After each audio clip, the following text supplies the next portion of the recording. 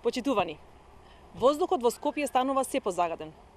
Светските медиуми известуваат за Скопје и Македонија како подрачја каде загаденоста на воздухот е најголема во Европа. Петре Шилегов, кој една година е градоначалник, нема превземено ништо во насока на подобрување на квалитетот на воздухот.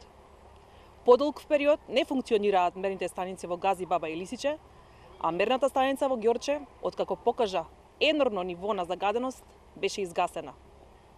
Власта наоѓа пари за луксузирање, скапи цвеќиња, кафе и лубриканти, но нема пари кога станува збор за поправка на мерните станици. Шилегов и Министерството за животна средина да не наоѓаат изговори и во најбрз можен рок да извршат сервисирање и поправка на расипаните мерни станици.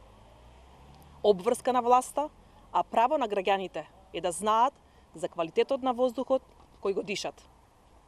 Граѓаните не смее да бидат држани во незнаење и во мрак во однос на животната средина и воздухот кој го вдишуваат.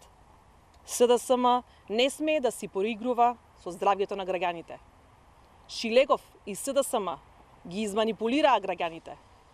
Едно од главните предизборни ветувања на градоначалникот беше чист воздух и чиста животна средина. На страница 7 од програмата на Петре Шилегов за локалните избори, кој ја нарекоа Живот за сите, напишаа: наш приоритет е подобрување на квалитетот на воздухот, а со самото тоа и квалитетот на животот за сите. Во градот ги носиме најреволуционерните патенти за прочистување на воздухот на денешнината, применети во најзагадените градови во светот, како што е на пример градот Пекинг. Една година подоцна, ништо од почистиот воздух и ништо од револуционерните решенија.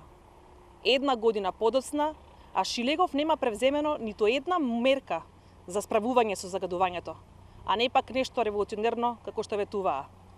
СДСМ и Шилегов ги излажаа скопјани, и тоа за најчувствителното прашање. Токму затоа треба да си замине. Ви благодарам на вниманието.